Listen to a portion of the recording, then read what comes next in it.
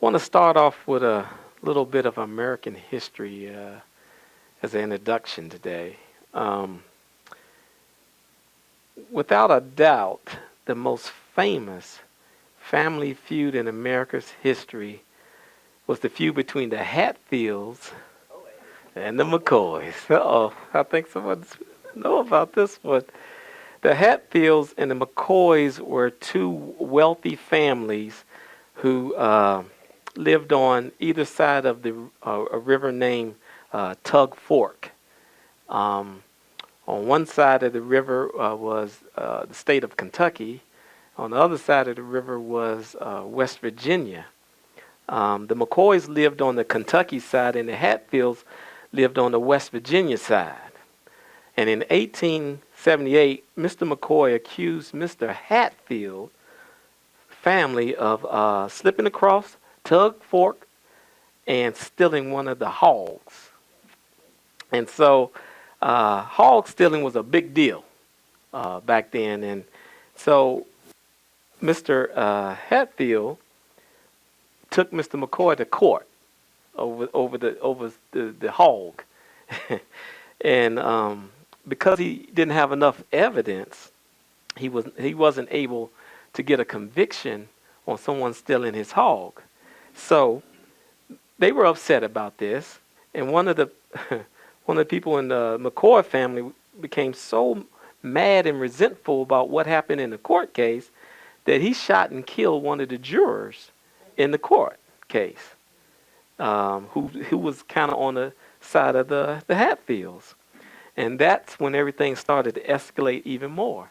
In 1882, 4 years after the shooting, one of the McCoy ran for public office, and he was verbally attacked and discredited publicly by one of the Hatfields, and he lost his bid for election.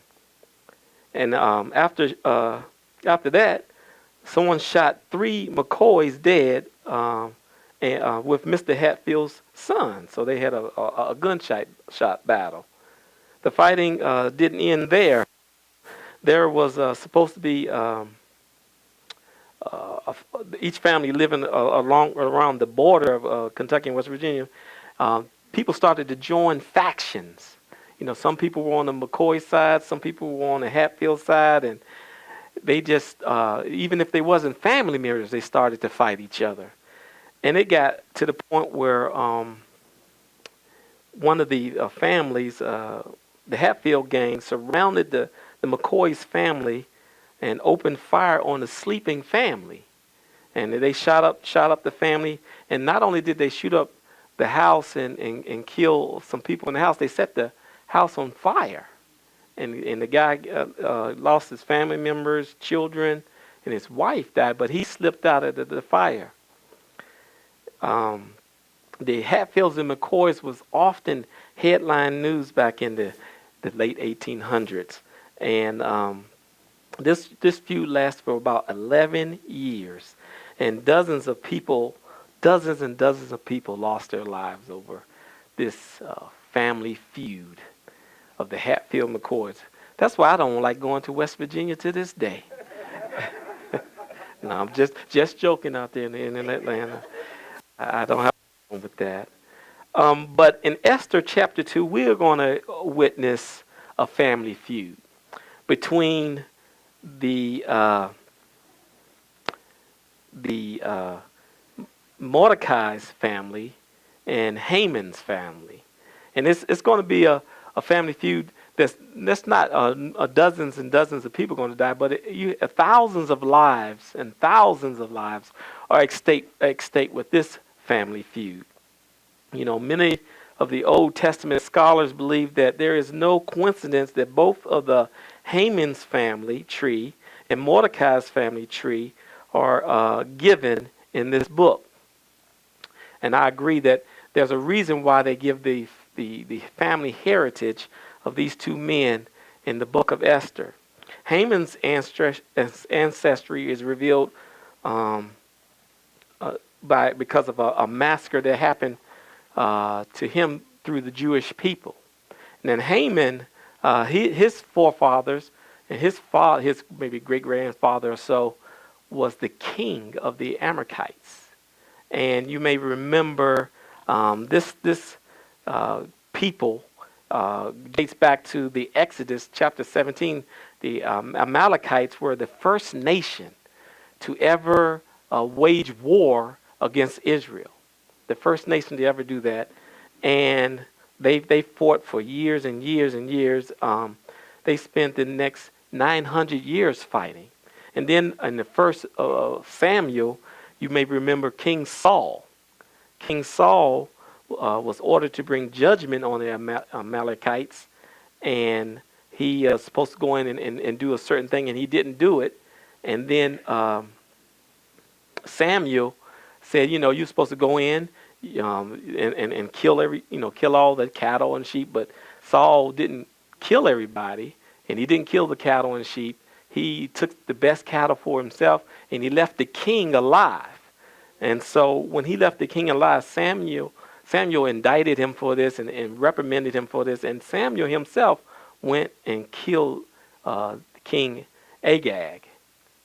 And the King Agag was one of the great-grandfathers of Haman in the book of Esther. So this guy has grown up with a grudge all his life to the Jews. He hated the Jews. The Jews, they fought the Jews for 900 years. And now this fellow Haman, has come into power, as we will read in this kingdom of the Persians. Now, the title of today's sermon is Esther, an Unseen Hand of God, Part 3. So, last time, we talked about Xerxes. And Xerxes was the king of Persia, and this guy was a fierce king. There's one inscription that we talked about that the archaeological digs uncovered, where it said that Xerxes was the king, the great king, the only king, the king of the entire earth, near and far. His power was great. Xerxes, he was the king of Persia, and his kingdom stretched from Turkey to Iraq, to Iran, Pakistan, Jordan, Lebanon, Israel, Egypt, Sudan, Libya, Arabia, and it went on and on. His kingdom was very vast. This was a very powerful man. And we talked about how crazy this guy was and how he was self-consumed with himself. We talked about the palace that Xerxes lived in. The palace was so beautiful that our word paradise comes from that word about his palace. This man was so rich in all the kingdom. Once a year, the people that he was subject to, all the other kingdoms that he was subject to, would bring piles and mounds of tons of gold to him. He was rich, very, very rich. We talked about Xerxes having not a party for a day, not a party for 2 days or a week. We talked about Xerxes having a party that lasted 180 days. 180-day party. And you think Mardi Gras is good, or you think those guys down there in Brazil, when they do their thing, but 180-day. And we talked about the people eating off gold plates and drinking out of gold goblets, and none of those goblets even they were all unique and very like pieces of jewelry, and everybody had their own unique goblet. And he invited all these kings and rulers into this party over this 180 days. We talked about at the end of that party, he was going to show how great and wealthy he was and how great he was by having his Queen Vashti, come out with her crown, and only her crown, in front of all his guests. And she refused to come out to do that, and he got very upset because he was very drunk. He got upset, and he went to his counselors, and we talked about how his counselors said, let's do something to preserve the king's dignity, and let's put out an edict and let all of your kingdom from near and far know that Queen Vashti can never come into your presence again. Instead of them kind of keeping it quiet and putting Vashti away silently, the Three Stooges plus 4, these idiots, decided to write an edict so everybody would know that the king is embarrassed. We talked about the Persians, how the King Xerxes was trying to mount some to get his kingdom and these other rulers together to fight a great war against the Greeks, and he was able to do that. And so we also talked about how he was defeated against the Greeks and how he had to go back home to Susa, his kingdom, in shame and disappointment. And he was very distraught because he had lost this great battle because he wanted to take over the world. And his last kingdom that he had to fight against was the Greeks. And he lost this great battle and his navy was destroyed. And so Xerxes was very upset and sad. His favorite wife, Vesti, he couldn't go to her and find comfort. And so some of his other counselors come up with the bright idea to have this so-called beauty contest where they would have virgins from all parts of the kingdom come in, and King Xerxes would pick a favorite. And when he picked a favorite, that would be the new queen over the kingdom of Persia. And so we talked about how that introduced Esther. And Esther came on the scene with her a cousin Mordecai, who had raised Esther as though she was his daughter. And Esther was put into this beauty contest, and she found favor with everybody that she was around.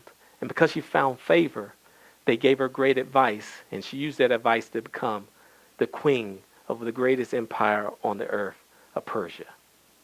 And that takes us to where we are now, Esther chapter 2. And let's pick the thought up in verse 19. Esther chapter 2, verse 19.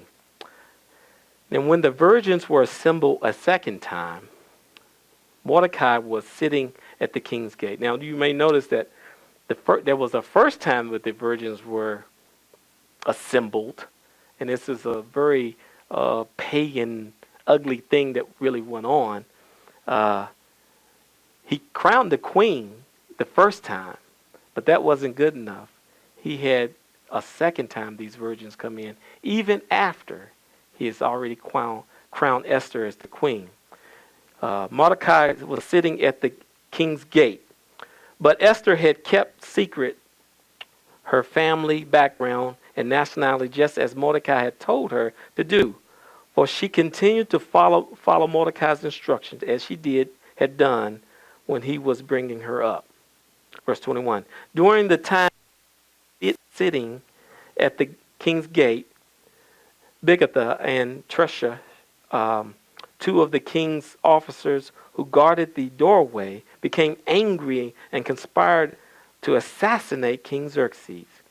But Mordecai found out about the plot and told Queen Esther, who in turn reported it to the king, giving credit to Mordecai. And when the report was investigated and found to be true, the two officials were impaled on poles. All this was recorded in the book of the annals in the presence of the king. There's some things I want you to notice here. First thing, I want you to notice that Esther has been crowned queen at this particular point. And she's still keeping her nationality a secret. They don't want anybody to know that she was a Jew.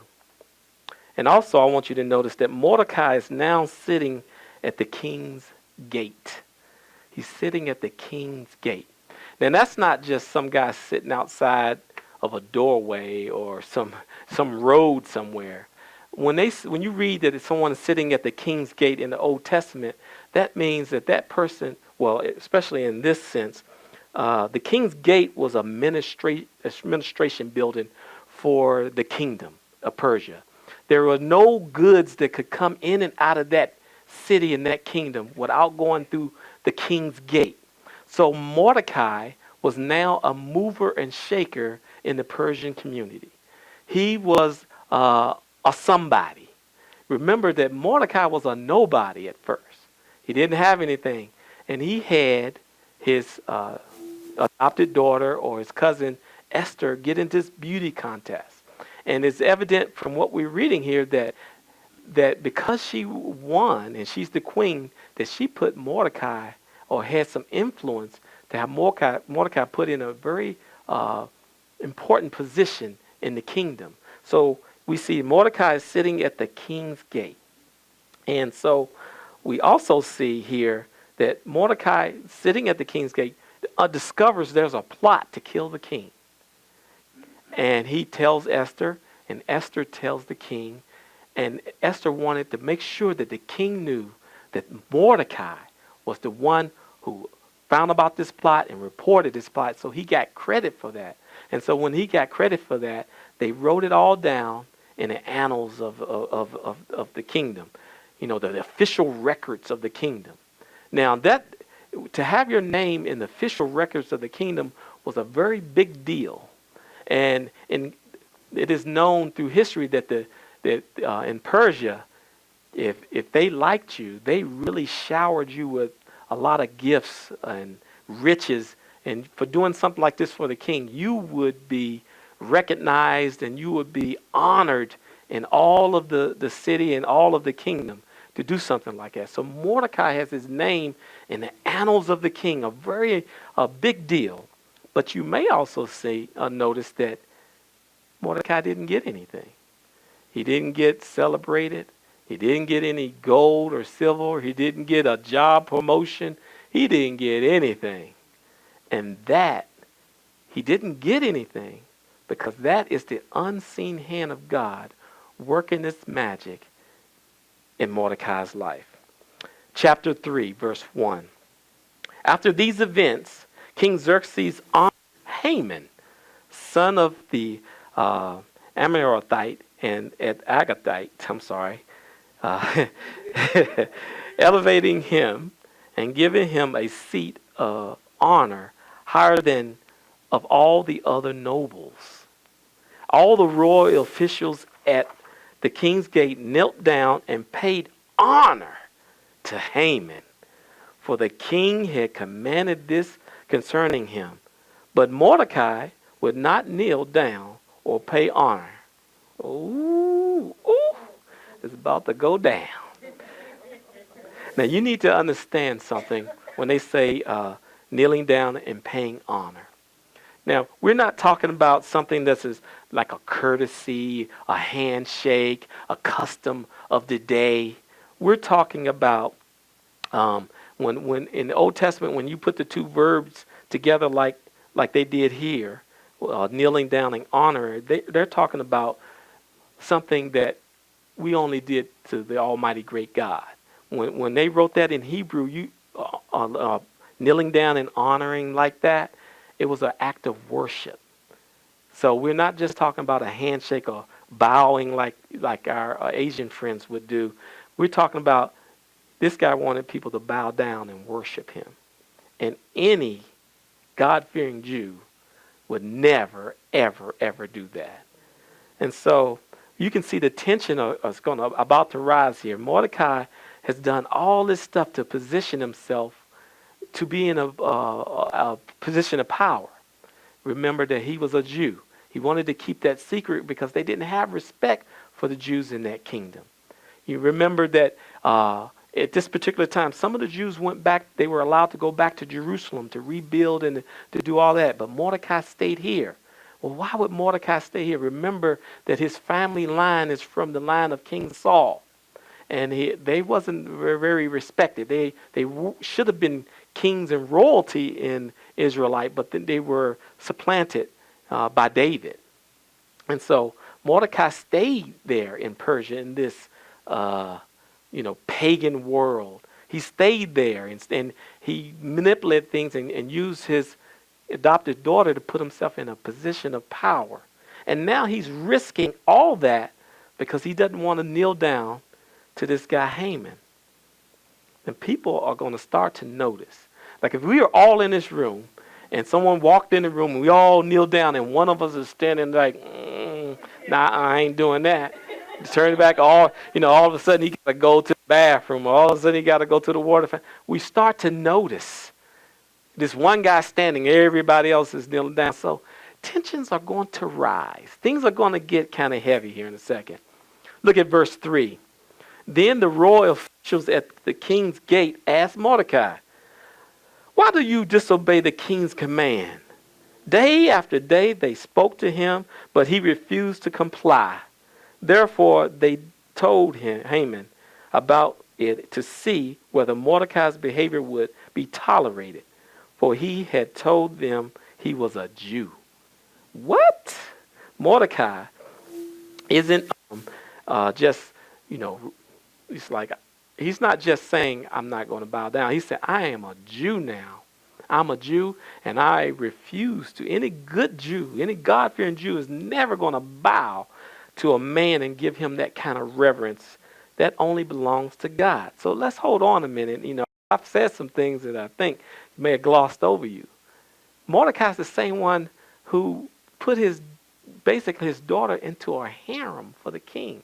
This guy didn't go back to Jerusalem with all the other God-fearing Jews. He stayed here in the Persia.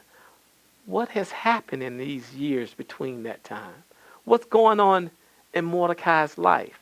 Why would a guy who did all he can to manipulate and put himself in a position of power all of a sudden change mind? He didn't want anybody to know he was a Jew. Now everybody knows he's a Jew. And not only did he put himself in a situation, but remember, everybody knows that Mordecai raised the queen. Now the queen is in a position where she may be in danger. What changed? What got into Mordecai to make him want to change and let everybody know who he was?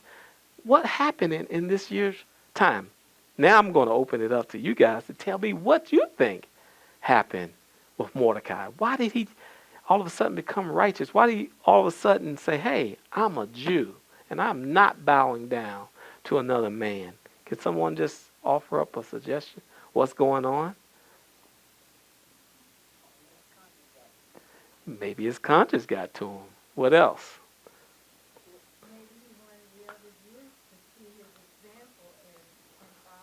Maybe he was setting an example and he wanted them to follow that. He's starting to honor God. Anybody else?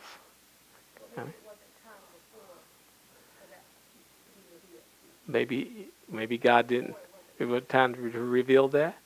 Maybe he had reached this apex in his career, and he's being honored and all this other stuff, but it's just so empty. Having success without God is an emptiness.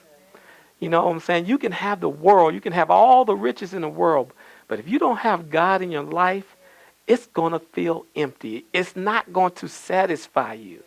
And he got all that he wanted, all that he strived for, and he was still not satisfied. Because riches and great jobs and all that stuff are not going to fill your life, are not going to fulfill you. He reached back to what he knew that was true. He reached back to God and he said, I'm not going to be afraid anymore. I'm going to be who I am. And I'm going to love God. And I'm not going to show reverence to another man and bow down to him.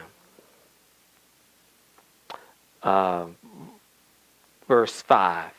When Haman saw that Mordecai would not kneel down or pay him honor, he was enraged. Yet having learned who Mordecai's people were, he scorned the idea of killing only Mordecai. Instead, Haman looked for a way to destroy all of Mordecai's people, the Jews, throughout the whole kingdom of Xerxes. And this dude is saying, oh man, this guy done got out of my skin. Everybody's bowing down to me, and he's standing up in defiance. Not only defiance of me and my honor, the king has honored me and set an edict out. So when I walk through the gates, everybody's supposed to bow down to me. This guy is standing up and he's not doing it.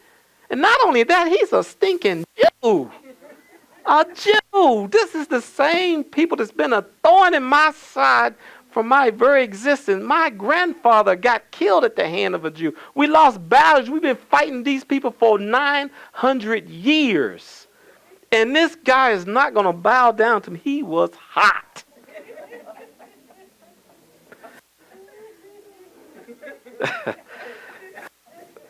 Now things are about to pop off now like it never did before. He is a man of power. influence. And he's got an axe to grind. And he's about to grind that axe. Verse 8. Then Haman said to King Xerxes, I'm going to start using my power, my weight. There's a certain people dispersed among the people in all the provinces of your kingdom who keep themselves separate. Their customs are different from those of all other people, and they do not obey the king's law. They don't like you, king. They don't like you. It is not the king's best interest to tolerate them. If it pleases the king, let a decree be issued to destroy them, and I will give 10,000 talents of silver to the king's administration, the royal treasury. So the king took his signet ring from his finger and gave it to Haman, son of you know who, the enemy of the Jews. Keep this money, the king said to Haman, and do with the people as you please. Ooh, my, it's about to happen now. Now this guy, he knew how to push the buttons of the king, didn't he? Oh, king, there's this certain people you just can't believe. They don't want to keep your laws. Oh, no, king. They're defiant. They're different from us. They're being disobedient. They're rebelling. King, remember what Queen Vesti did to you in front of all your friends? When you told her to come out and she didn't? That's what these Jews are doing. King, you know, when you went to Greece and tried to take those people and they rebelled and wouldn't follow in your rule, that they probably were Jews. King, don't you know your own people, you had 2 guards almost in your court who were going to rebel and try to kill you, king. You're not going to let this stuff go bad. It's starting to get bad. It's starting to get bad. People are not respecting you. You can't let this kind of thing go on, king. We got to do something about it. Matter of fact, I got a great idea. Let's kill them all.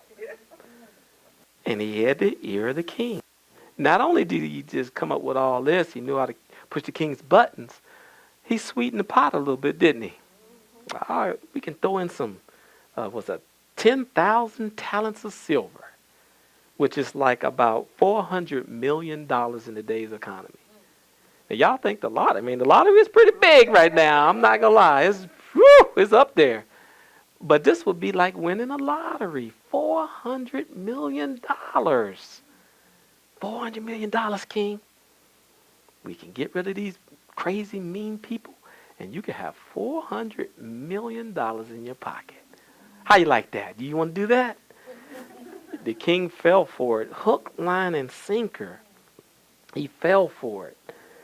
But how do you think Haman was going to come up with $400 million? How do you think he was going to do that? It's right here for us. If you think about it, it'll just take it to the next step. You'll see where he's going to get that money from. Think about what's about to happen. He's going to kill all those Jews. Remember World War II? When the Germans went in and they tried to get rid of the Jews, they pillaged and stole and took, and that's what he was going to do. He said, when we kill all these people, we'll take all their stuff, and it'll be about $400 million, king, and you can have it all. And that's how he was going to get the money. So let's look at verse 12. Then on the 13th day of the first month, the royal secretaries were summoned. I'm sorry, I think I skipped a verse. Let's see. Okay, now we'll go right here. Were summoned. They wrote out the script of each province in a language of each people. All Haman's orders to the king were strapped.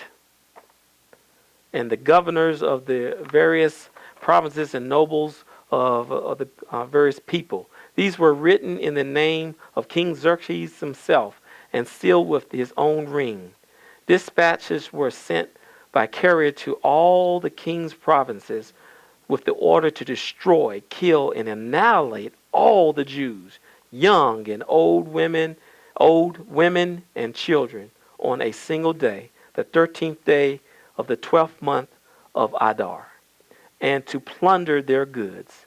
A copy of the text of the edict was to be sent as law to every province and made known to the people of every nationality, so that they would be ready for that day.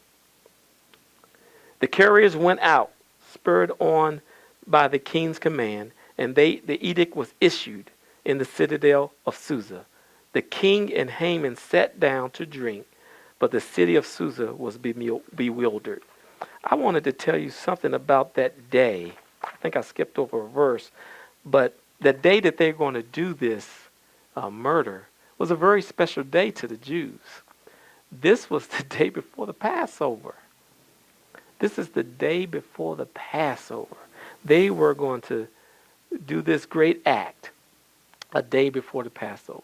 And so here again, the way that Haman came up with this date was not just like he said, I want to do something on the day before their Passover. He took what they call lots or you may read in your Bible, and he cast them down, and he came out with that date. This is the unseen hand of God working behind the scenes right here, because he picked a date to remind the Jews of their own Passover. And once again, he wants to show the Jews that hey, they are not in control. I am in control. And this, when things seem its bleakest, when things seem like it can't get any worse, when it seems like you can't defend yourself and you can't make a way, I will defend you. I will take care of you. I will deliver you. I will once again show you the power and the sovereignty of the Almighty great God, who took your very family, your very people, out of Egypt some 900 and some years ago. So he's saying that I am in control. And so we see that's how the date came about. And so we see this edict goes out. And when the king puts his seal on something, when Xerxes gave Haman that ring, and he put that stamp down on there, that's just like the king making a law. That's so like, Congress coming, voting, making a law. When he put that down, there is no change. See, one of the things about the Persians is once they put something down as law, even the king can't go back and change it. It is set into stone from that day forward. So when Haman had that ring, he could come up with anything he wanted. And he put the king's stamp of approval on that thing. And it went out to all of the kingdom. Remember, this kingdom is vast. And it goes on and on around a very big geographical area. And one of the areas that this edict would have went to was those Jews back in Jerusalem trying to rebuild that city. So now the Jews in Jerusalem are under the same threat as Mordecai and all the Jews in the city of Susa. So this thing is getting big, and the Jews are in really, really bad trouble. There's no way that they can get out of it. You're talking about one of the biggest kingdoms that this world has ever seen. The Persian Empire, one of the most powerful governments this world has ever seen.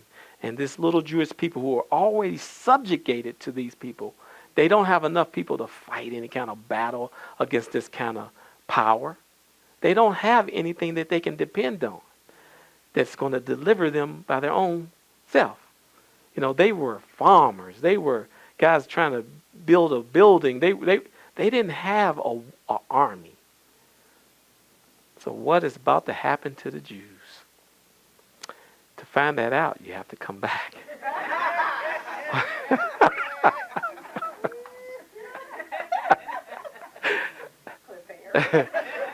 There's a little plug there. Yeah, come back. But what I would like in conclusion, what I would like you guys to do, we can picture these events in world history sort of like a chessboard.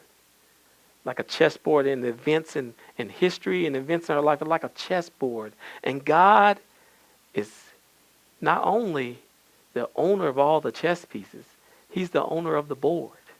And he's the owner of the table that the board sits on.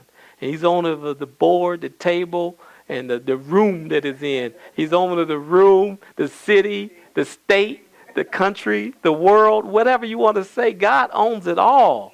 And we don't have to fear when God is on our side. We don't have to fear that God is not sovereign and in control. When things look like they're at its bleakest, when it seems like it can't get any worse, I need deliverance. God is sovereign in that moment, just like he was sovereign in the moment when Jesus Christ is on the cross and said it is finished. God is sovereign. He is in control. We can put our trust and faith in that. You know, mankind goes about trying to make their little moves.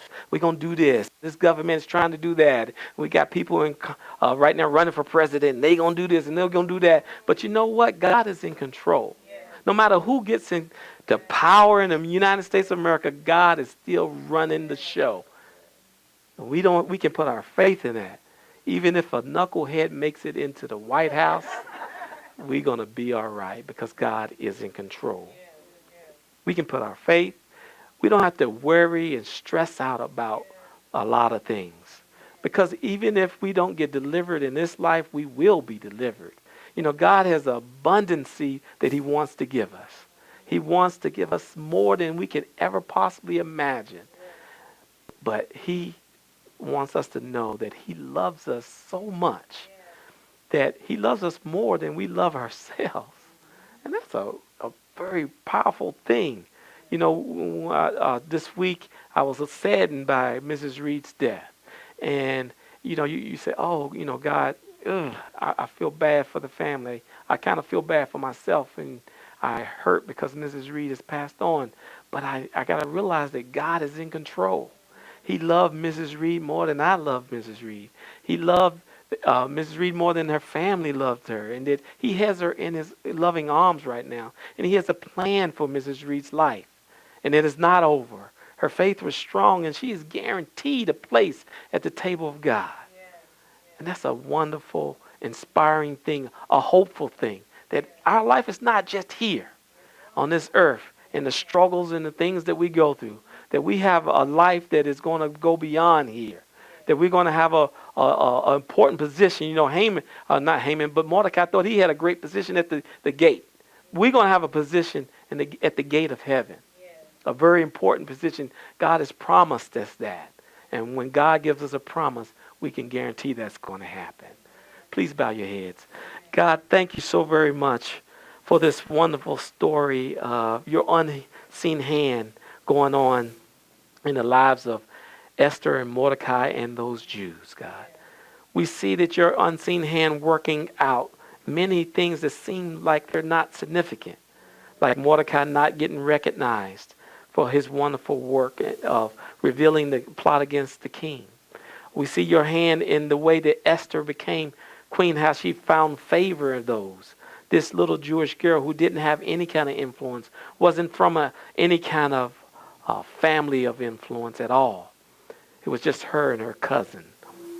God, we see your unseen hand in their lives and how you stirred up the enemy of the Jews, Haman, and how it burned hot with him. But we see also how your hand is going to deliver them as well. And God, as we learn the lesson that is here in this book of Esther, help us to take back to know that you are sovereign. You're not only sovereign for those Jews at that particular time in their life, but you are sovereign in our lives at this particular moment. That you haven't never forgot us. That you always will be with us through thick and through the thin, through the good times and the bad times. You never have left our side. You told us, God, that you would never forsake us and never leave us. And you have kept that promise. God, we look forward to the day where we will realize that promise even more. That our elder brother, Jesus Christ, we will walk hand in hand, arm in arm with him in a very physical and real way. So we thank you, God, for all that promise and what that means for us in our future. We thank you for you walking with us now and loving us, even though we do some things at times that are very unloving. But you care for us anyway, and that we haven't separated us. You haven't separated us because of what we've done. Despite what we are, you have loved us anyway and carry us through. So we thank you for it all. And we ask this prayer in Jesus' name. Amen.